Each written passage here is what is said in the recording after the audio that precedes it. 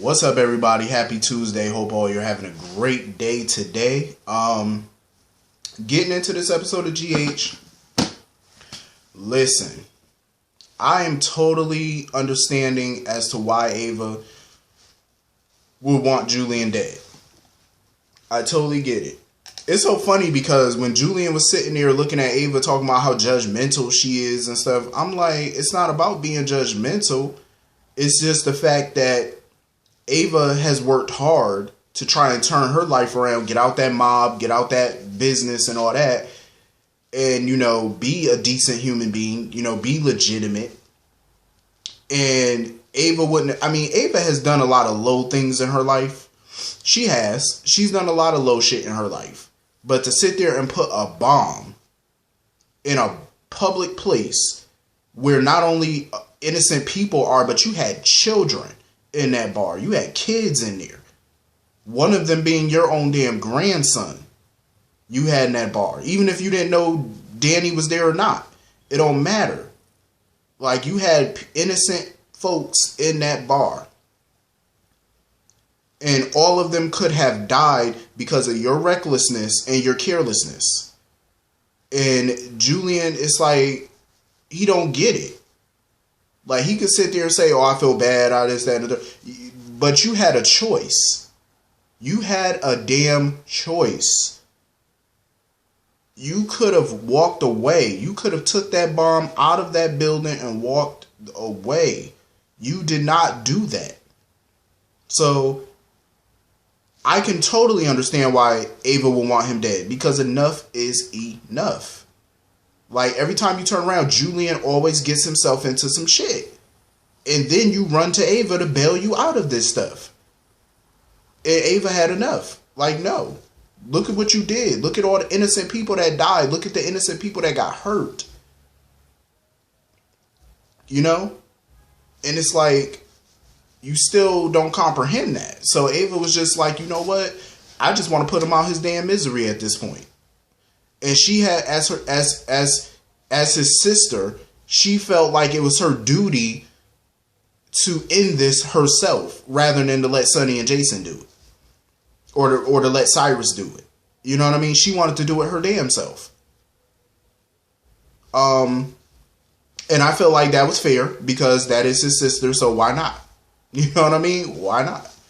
Why let Sonny and Jason do it when you know they probably gonna torture your ass before they do it? She wanted it to be quick and painless as possible. And I totally understand where Sonny and Jason were coming from. Like, I see both sides of the coin with the two of them and their disagreement. Jason kind of wanted to keep Julian alive for the time being because he felt like he could have been useful because they don't know what information Julian could have on Cyrus that would be useful to them. So he felt like, yeah, let's just keep his ass alive. Sonny was like, no. Sonny was like, no, I had enough of this shit. Sonny said, no, Julian done pushed me too far now. He said, he done pushed me way too far. We gonna get the information from him and then we gonna kill him. Simple as that. He was like, we're not gonna keep him alive. For what? And I understand both sides. I do. But I think I understand Sonny's point of view a little bit more. Maybe. I don't know. I just get both sides because Jason feels like killing Julian, okay, we can do that, but we got a bigger problem than just Julian. You know what I'm saying? Julian, he felt like Julian was a small part of their problem. The bigger problem here, the person that we really need to focus on and get rid of is Cyrus. That's the bigger problem. Julian is a small fish in a bigger damn pond at this point to Jason. Sonny doesn't see it that way. Sonny's like, no, this has been going on for too long, for too many years now. 7 years of dealing with Julian, and he feels like enough is enough. Let's get rid of his ass. That's how Sonny always felt about Johnny Zakara too. And this is not a surprise because I love that the writers are in fact keeping in line with Sonny's characteristics. Because if you remember when they were going up against the Zakara organization, yeah, Sonny wanted Anthony gone, but he was hell bent on getting rid of Johnny. And Anthony was his biggest problem. Johnny was a blimp on that radar at the time. But he was hell bent on getting rid of Johnny. He really had a disdain for Johnny. Like, he just would use any excuse to try to take Johnny out. And Jason would always have to talk him down. Like, no, we need to focus on Anthony. So I love how all these years later, here we have the same kind of scenario where, you know, Julian is the Johnny in the situation and Cyrus is the Anthony of the situation. You see what I'm saying? It's very parallel. I like it. Sonny again is off course. You know, I understand where Sonny's coming from, but at this point, I totally get where Jason coming from too. Like, let's worry about the bigger picture. He's not diminishing what Julian did. Yeah, what Julian did was foul, and we'll take care of that down the road. But let's get this big hurdle first, which is Cyrus. Let's shut him down. You know, let's shut that shit down first, and then we'll shut down Julian at another time. You know what I'm saying? Like, that's, I totally agree. Because when Julian was lucky as hell that Sonny and Jason got there when they did, and they distracted Ava, because when he leaped off that parapet, it saved his life. Because he would have been down there with a bullet in his chest in a minute, but he lucky. Because he leaped off that parapet, he washed up on shore. I'm actually happy for the time being that the writers are keeping Julian alive. Hopefully Julian just leaves the country for a while or something, because that just gives me hope that William DeVry can come back down the line, because I just don't see the point in killing Julian, because I feel like William DeVry is such a talent, and it would be great if he can come back in the near future. You know what I'm saying? You know, hopefully when they stop with all these dumbass budget cuts and all that, you know, hopefully they can get William back, because I feel like he's a gem, man. He's a gem to have. In that scene between him and Maura West, listen, I am never surprised when Maura West brings it. Because any emotional, dramatic scene, I already know Maura West is going to knock that shit out of left field. She's going to knock it all the way out the park. She's going to hit a home run every time. And the way she was screaming at Julian and stuff like that, I freaking love it. Because you know Maura West is going to bring her A game. You know it. She will bring her damn A game. I don't know if it's just me, but when Maura West was in that rain and her hair was getting all wet and stuff, she kind of looked like Glenn Close a little bit, like Cruella de Vil. She kind of looked like her a little bit. But yeah, Ava, she was not with the shits, because Sonny sitting there talking about, oh, why you never told me? And I love how Ava saved herself in a way. Like, she knew that Julian was running from Sonny and Cyrus and stuff, but I love how she didn't divulge all that information to Sonny about how she's known for quite some time that Julian, you know, about the Wiley situation and all that. Like, she never mentioned none of that. I'm glad she didn't, because she saved her own skin at that point. So, you know, she saved herself in the end, because had she would have brought all that shit up, you know, Sonny would have dropped her right there. But Sonny and Jason know, they pretty much know, like, there's a big chance that Julian's alive. Even though Jason couldn't find Julian's body, Jason was like, there's a chance that he might have survived that fall. And, you know, Sonny, he was like, good. He was like, shit, if Julian survived that fall, he gonna wish he did die. Because Sonny's still gonna be gunning for that ass. So anyway, moving on from that. I love this little adventure that Jordan and Curtis are on. Like, they're heading to Mexico City to go to that factory that, you know, because they found that little medical supplies and stuff like that at the house in Oregon. So they're heading to Mexico, where those supplies came from. Mexico City, where those medical supplies, it's like a medical supply factory, and they're heading there and stuff. And I love how they got all dressed up, pretending, you know, Curtis was pretending to be some businessman looking to invest and stuff at the factory. And Jordan was pretending to be his assistant and shit. So, of course, you know, Curtis was acting a fool, trying to cause a scene and stuff, so that way he can, you know, tour the factory and stuff by himself, which would give Jordan some time to look on their computer system and download some files. So once they did that and they got back on the jet, and stuff, she was looking at the files and she saw Cyrus's account with the factory. And she saw that there was a patient there with the last name of Gray. And of course, I'm like, Martin Gray. Martin Gray. What is the connection? Because when they were at the hospital, Martin Gray walked up on Cyrus and stuff like that, and him and Cyrus have known each other for years, apparently. So I'm like, what's the connection between Martin Gray and Cyrus Renault? So if Gray was the patient, so if Gray was the patient, what is the damn connection? I wonder if Martin Gray could possibly be in relation to David Hamilton, the man that Laura killed back in 78? I wonder if that can be some type of connection there. Like maybe he's a son of him. Because I remember David Hamilton. Didn't David Hamilton have 2 children? Maybe that could be one of his kids or something. Who knows? Maybe it could be a recasted David Hamilton. Who knows? I doubt it though, because David Hamilton would probably be old as shit by now. Because that was back in 78, and David Hamilton looked pretty old even back then. So maybe this is a child of his or something. Who knows? But I'm really curious as to the connection between the two, Cyrus and Gray. I don't blame Valentine one damn bit for firing Martin Gray, because he needed to fire him, because that little comment that he made was totally out of line. Like, he's sitting there trying to make it seem like Valentine is happy that Lulu's in a coma now, because that gives him full custody and they can jump on custody of Charlotte and stuff. Valentine looked at him like he was disgusted with that remark. He was like, that's the mother of my child. Why would you think that I would be happy with her pain? Because number one, her in pain causes his daughter's pain, which causes him pain. So of course he's not happy about that. And I don't blame him for firing his monkey. I don't blame him. I would have fired his monkey ass too. Like, who are you to make such a comment? Like, that was just stupid. Don't be making no little idiotic ass statements like that, you fool. He deserved to be fired.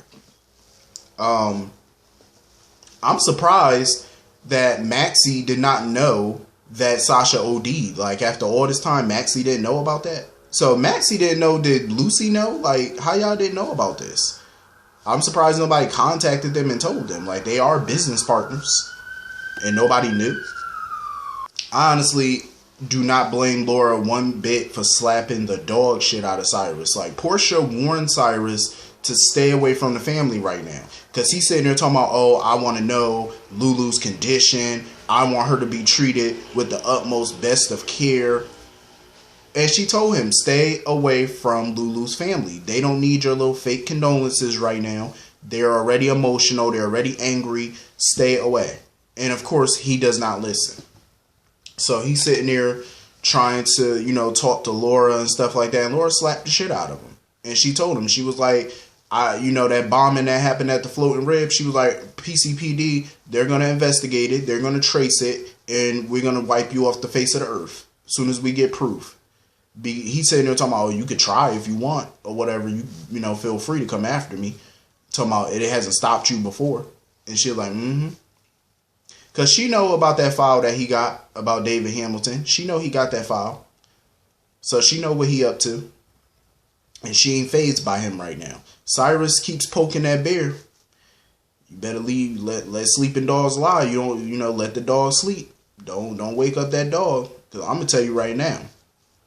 You mess with a puppy, you get licked. You mess with dogs, you get your ass bit. So you might want to step back from Laura before she bite that ass. Because I'm telling you, she gonna come get you. Like, he keeps sleeping on Laura because she a woman or whatever. Laura is nothing to play with. He keep thinking because, she the mayor. Laura is not fragile. She's definitely not a fragile little flower. So you might want to step back about 6 feet, bro. Because I'm telling you, Laura will get in your ass. You might want to stay back. You've been warned.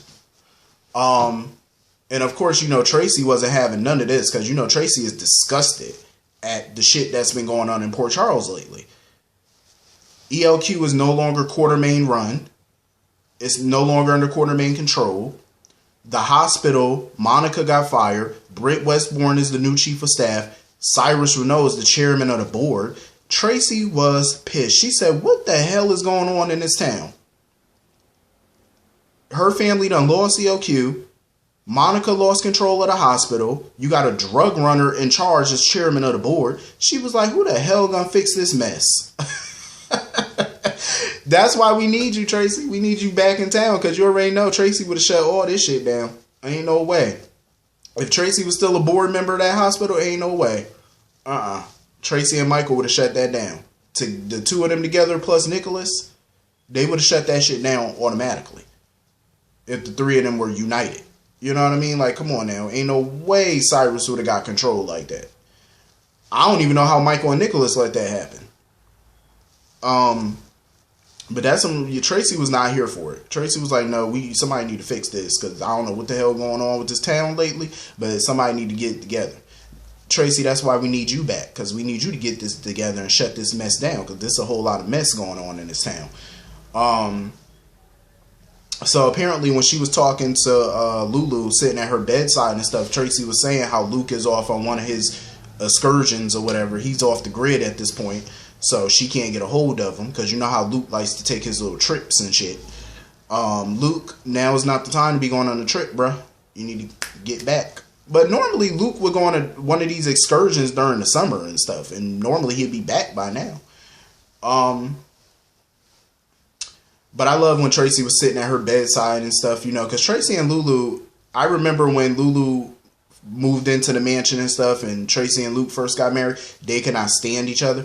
But I love that they grew that bond over time. You know what I mean? They really grew that bond with each other over time. And you could tell Tracy was heartbroken. The fact that Lulu was in this coma. Like she just... Because Lulu is like a daughter to her. You know, she cares so much about her. And I felt real horrible for Laura, like to see her child like that. And knowing that there's really nothing she can do except send her away to, you know, to try to get the best care possible. And I know some people are saying that this is all happening super fast, that they're transferring her to a facility so quickly. I mean, yeah, it's happening, you know, a lot faster than normally it would in real life. But, you know, that's the soaps. You know, they happen quick. They have to. That's the way it gotta go. I love when Maxie was sitting at her bedside because that shit was hilarious. Only Maxie. She was like, you know, I found a beauty expert. You know, while you're in that facility, they're going to keep your skin nice and good looking. And she going to send her some deception products. Yeah, I love Maxie, though. Her and her vanity. I swear. Only she would, you know, send somebody, some beauty expert to keep their skin nice and tight while they up in there talking about so your skin won't dry out and all that stuff. Maxie is a trip. But I know, you know, Maxie is totally me in that situation because I have to make light of serious situations sometimes. Because you, like I tell people, you got to laugh a lot of times to keep from crying. Like, so, you know, I did that too when my grandfather was in the hospital years ago with cancer and stuff like that. You know, I would come in there and make jokes and stuff because we knew the situation was serious, of course. But, you know, I made jokes and stuff like that, you know, to lighten the mood and stuff, you know, because we didn't want to sit there dwelling on it. And, you know, we wanted to have some fun and take his mind off of it. You know what I mean? So a lot of times in those situations, you have to do that. You know, it's hilarious. I definitely feel bad for Dante, you know, seeing his ex-wife like that. Well, his wife, his ex-wife. But we all know once, you know, some months go by and stuff like that, we all know they're going to send some woman Dante way. How much y'all want to bet the same shit going to happen? A new booty going to come Dante way.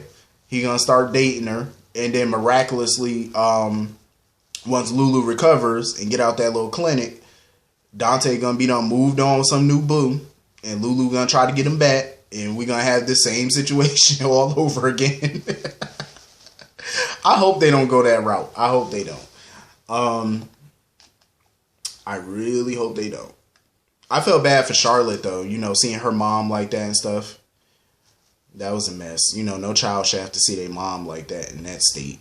But this was a good episode. This was another really good episode. I enjoyed it. Hit the comment section. Let me know what y'all thought about this episode. And I will see you all tomorrow. Hope you all have a great day. See you all later. Peace.